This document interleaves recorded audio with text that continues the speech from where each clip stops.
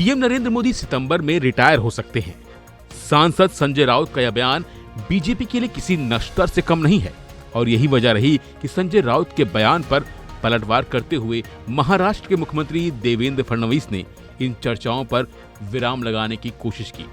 हिंदुस्तान के मुताबिक देवेंद्र फडणवीस ने कहा कि पीएम मोदी का उत्तराधिकारी तलाशने की जरूरत नहीं है। हमारे नेता हैं और बने रहेंगे। हमारी संस्कृति में पिता जब तक जिंदा रहता है तब तक उसके उत्तराधिकारी के बारे में बात करना सही नहीं माना जाता है। अभी इस पर चर्चा करने का समय नहीं आया है। दरअसल पीएम नरेंद्र मोदी 30 मार्च को नागपुर पहुंचे थे।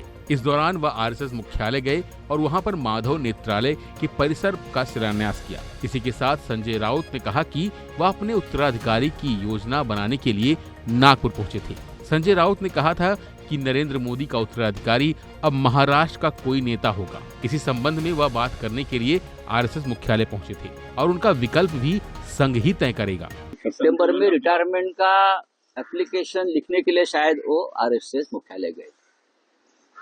मेरी जो जानकारी है 10-11 साल में कभी मोदी जी गए नहीं। मोदी जी गए हैं वो बताने के गए हैं मोहनराव भागवत जी से कि टाटा बाय बाय मैं जा रहा हूँ।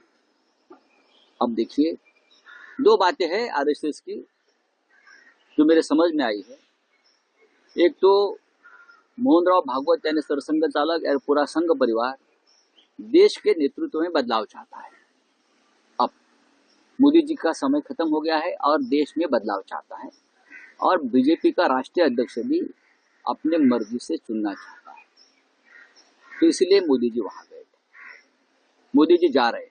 वैसे संजय राउत के इस बयान के बाद कयासों का बाजार गर्म हो गया और लोग पीएम मोदी के उत्तराधिकारी की एक बार फिर चर्चा करने लगे और यही वजह रही कि इस मामले को शांत करने के लिए सीएम देवेंद्र फडणवीस खुद सामने आए और उन्होंने कहा कि पीएम नरेंद्र मोदी हमारे नेता हैं और बने रहेंगे। वह 2029 में भी चुनकर आएंगे और पीएम बनेंगे।